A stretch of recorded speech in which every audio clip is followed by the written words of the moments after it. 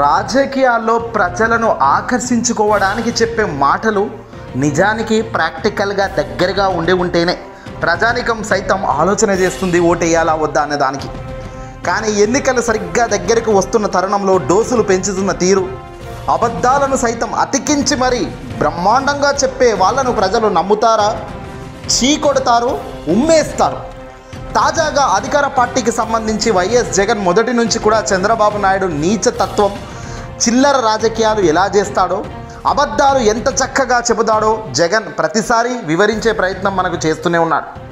నిజంగా ఇదంతా ఒక లెక్క. తాజాగా చంద్రబాబు దొరికిన ఈ వీడియో సాక్షిగా చూపిస్తున్న ఆధారం చూస్తే మీరే కంగు తింటారు.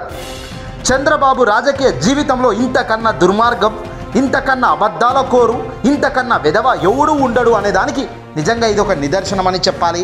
మీరు సైతం మీ గుండెల మీద చెయ్యి పెట్టుకొని చెప్తారు నిజంగా వీడు వేస్ట్ అని కూడా. తాజాగా చంద్రబాబు నాయుడు రాజకీయం ఎలా ఉంటుందో ఒక్కసారి మనం చూద్దాం. జనాలను పోగేసుకోవడం, ఆ జనాలను కూర్చోబెట్టి ఏది చెప్పినా నిజం అనేటట్టుగా చిత్రీకరించడంలో చంద్రబాబు దిట్ట. అదే పనిలో భాగంగా గూడూరు నియోజకవర్గం ఆడబిడ్డలతో సమావేశం అంటూ చంద్రబాబు ముఖాముఖి ఏర్పాటు చేశారు. గూడూరు నియోజకవర్గ ఆడబిడ్డలతో తెలుగుదేశం పార్టీకి సంబంధించిన అధినేత చంద్రబాబు నాయుడు గారు ముఖాముఖి సభలో చెప్పిన కొన్ని విషయాలు చూస్తే నిజంగా అవాక్ కాదు, జనాలు విరగబడి నవ్వే పరిస్థితే. ఇంతకీ చంద్రబాబు తత్వం ఏంటి, ఏమన్నాడు వీడియో పూర్తిగా ముందుగా చంద్రబాబు నోటి నుంచి వదిలిన మాటలను చూద్దాం. ఆ తర్వాత మనం ఎక్స్ప్లెయిన్ చేసే ప్రయత్నం చేద్దాం. నేను చెప్పిన మాటలు రాసి పెట్టుకొని నా మీద నమ్మకంతో మా అభ్యర్థులు, కూటమి అభ్యర్థులకు ఓటేయండి. ఆ తర్వాత నేను 15 ఏళ్లలో ఏమి చేశానో 5 ఏళ్లలో చేసి మీ రుణం తీర్చుకుంటానని మీ అందరికి హామీ ఇస్తున్నా. చెప్పేది రాసి పెట్టుకోండి, మా కూటమి అభ్యర్థులకు ఓట్లు వేయండి అని అడుక్కుంటున్న క్రమంలో చంద్రబాబు నాయుడు హైదరాబాద్కి ఏం చేశాడో, హైదరాబాద్ ఫుట్ ప్రింట్స్ చంద్రబాబునే వేయనట. గడిచిన 15 ఏళ్లలో ఏమి చేశాడో తాను ఇప్పుడు రాబోయే 5 ఏళ్లలో అధికారం ఇస్తే పూర్తిగా అవి చేసేస్తాడట. అంటే ఈ 5 ఏళ్లలో మాత్రం 2009 నుంచి 2014, 2019 దాకా ఏమేమేం చేశాడో 15 సంవత్సరాలు కేవలం ఇప్పుడు ఈ వచ్చే 5 ఏళ్లలో అవన్నీ చేస్తానంటూ చెప్పుకొచ్చారు. ఇక్కడ దాకా డోస్ బాగానే ఉంది. ఇక ఇప్పుడు చూడండి. ఈరోజు హైదరాబాద్ నగరానికి పోతే అడుగడుగున నా ఫుట్ ప్రింట్స్ కనపడుస్తాయి. నేను చేసిన ఔటర్ రింగ్ రోడ్, నేను చేసిన ఇంటర్నేషనల్ ఎయిర్పోర్ట్, నేను కట్టిన హైటెక్ టవర్, నేను ప్రారంభించిన కరోనా, నిన్న వ్యాక్సిన్ వచ్చిందంటే నేను ప్రారంభించిన కరోనా. ఎంత దారుణం ఇది. కరోనా ప్రారంభించింది చంద్రబాబు నాయుడేనట. దానికి తగ్గ మందు తయారీ చేసింది తెలుగుదేశం పార్టీకి అప్పట్లో ఎవరికో పర్మిషన్ ఇస్తే ఆ సైంటిఫిక్గా బయోటెక్ సంస్థనే చేసిందట. అది చంద్రబాబు ముందు చూపట. చంద్రబాబు మొదటనే అనుకున్నాడేమో కరోనా వస్తే ఇదే బయోటెక్లా మన ఈ సామాన్ రెడీ అవుతుంది, ఆ మందు రెడీ అవుతే ప్రపంచవ్యాప్తంగా ఇక్కడ. ఎంత దారుణమైన అబద్ధాన్ని ప్రాక్టికల్గా సభావేదిక మీద నిలబడి ఎంత చక్కగా వివరిస్తున్నాడంటేనే అర్థమవుతుంది ఈ విధవను ఏమనాలి అనేది. హైటెక్ టవర్, నేను ప్రారంభించిన కరోనా, నిన్న వ్యాక్సిన్ వచ్చిందంటే అక్కడ వ్యాన్పిక్ సిటీ బయోటెక్నాలజీ పార్క్. అది రాకపోయింటే వేరే దేశాలపైన మనం ఆధారపడేవాళ్ళం. 25 సంవత్సరాల కంటే ముందు దూరదృష్టితో బయోటెక్నాలజీ ప్రారంభిస్తే మనకు కరోనా వస్తే వ్యాక్సిన్ తయారు చేసింది అక్కడి నుంచే తయారు చేశారు, వేరే దేశాలకు ఇచ్చారు. అది తెలుగుదేశం పార్టీ ముందు చూపు అని కూడా మీకు తెలియదు. 25 సంవత్సరాల కంటే ముందే తెలుగుదేశం పార్టీ ముందు చూపుతో ఈ ఆలోచన చేసింది అంటూ దీన్ని అన్ని కలిపి అటాచ్ చేసేసాడు చంద్రబాబు నాయుడు. దీన్ని అబద్ధం అనాలా, చంద్రబాబు నైజం అనాలా చెప్పండి మిత్రులారా మీరే. ఓట్లు అడుగు తప్పు లేదు, గెలిపించమని కాళ్ళు మొక్కు తప్పు లేదు. కానీ ఇదేంటి అబద్ధాలు?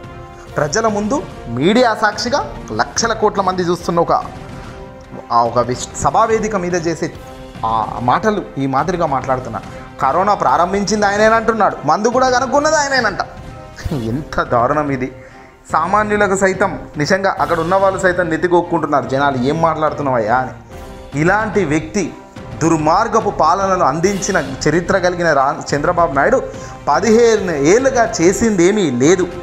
జగన్మోహన్ రెడ్డి గారు ప్రతి సిద్ధం సభలో ఒకటే చెబుతున్నారు, గడిచిన 15 ఏళ్ళు నువ్వేం చేశావు, ఎందుకు నువ్వు ఒక మార్క్ సృష్టించలేకపోయావు? చంద్రబాబు అంటే ఇదిరా భయ్ అని ఒక బ్రాండ్ ఎందుకు చూపించలేవు? ఆ బ్రాండ్ ఉంటే ఈరోజు ప్రజల ముందుకు వచ్చి ఆ బ్రాండ్ ఎందుకు చెప్పలేకపోతున్నావు అని జగన్ ప్రశ్నిస్తుంటే, ఇదిగో ఈ ప్రశ్నలకు మాత్రం సమాధానం చెప్పడి పేద మనిషి.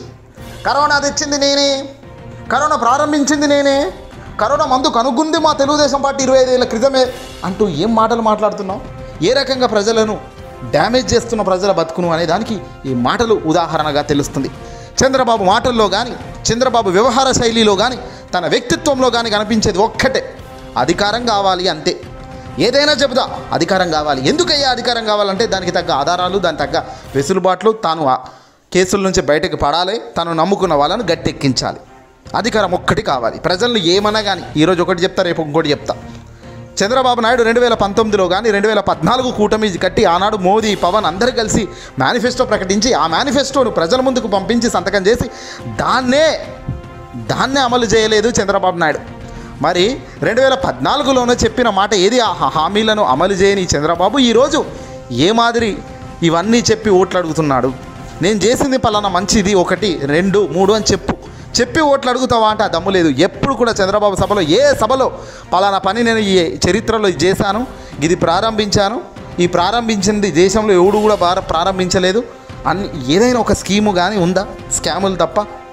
దేశవ్యాప్తంగా కాదు, ప్రపంచ స్థాయిలో ఎవరు చేయనంత గొప్ప స్కాములు చేసి ఇరుక్కున్న వ్యక్తుల్లో చంద్రబాబు నాయుడు ముఖ్యుడు. ఇలాంటి వ్యక్తి ఈరోజు వచ్చి ఇంత దారుణంగా అబద్ధాలు ప్రజల ముందు నిలబడి చెప్తున్నాడు అంటేనే సిగ్గుచేటు. మరి ఇలాంటి వ్యక్తులకు ఓట్లు ఎందుకు వేయాలో ఆలోచన చేయండి ప్రజలారు. అందుకే జగన్ ప్రతిసారి చెబుతున్నారు, చంద్రబాబును నమ్మితే లకలక అంటూ దయ్యం వస్తుంది, చంద్రముఖి వస్తుంది, మొత్తం తినేస్తుంది అని ఆయన చెప్పేదానికి ఇక్కడ ఉదాహరణగా ఆయన కనబడుతున్నాడు. ఆ మాటలు కూడా అట్లాగే ఉన్నాయి. ఏదేమైనప్పటికీ చంద్రబాబు ఆలోచన శక్తి, చంద్రబాబు ఏ రకంగా ప్రజలను పూర్తిగా తప్పుదో పట్టిస్తున్నారు అనే దానికి ఇచ్చిన ఒక కీలక అంశం ఇది. నచ్చితే లైక్ కొట్టి షేర్ చేయండి, ఖచ్చితంగా కామెంట్ కూడా చేయండి. రాసి పెట్టుకొని నా మీద నమ్మకంతో మా అభ్యర్థులు, కూటమి అభ్యర్థులకు ఓటేయండి. ఆ తర్వాత నేను 15 ఏళ్లలో ఏమి చేశానో 5 ఏళ్లలో చేసి మీ రుణం తీర్చుకుంటానని మీ అందరికీ హామీ ఇస్తున్నా. ఇంత మునుపు నేను చేశాను. ఈరోజు హైదరాబాద్ నగరానికి పోతే అడుగడుగున నా ఫుట్ ప్రింట్స్ కనపడుస్తాయి. నేను చేసిన ఔటర్ రింగ్ రోడ్, నేను చేసిన ఇంటర్నేషనల్ ఎయిర్పోర్ట్, నేను కట్టిన హైటెక్ టవర్, నేను ప్రారంభించిన కరోనా, నిన్న వ్యాక్సిన్ వచ్చిందంటే అక్కడ వ్యాన్పిక్ సిటీ బయోటెక్నాలజీ పార్క్, అది రాకపోయింటే వేరే దేశాలపైన మనం ఆధారపడేవాళ్ళం. 25 సంవత్సరాల కంటే ముందు దూరదృష్టితో బయోటెక్నాలజీ ప్రారంభిస్తే మనకు కరోనా వస్తే వ్యాక్సిన్ తయారు చేసింది అక్కడి నుంచే తయారు చేశారు, వేరే దేశాలకు ఇచ్చారు. అది తెలుగుదేశం పార్టీ ముందు చూపని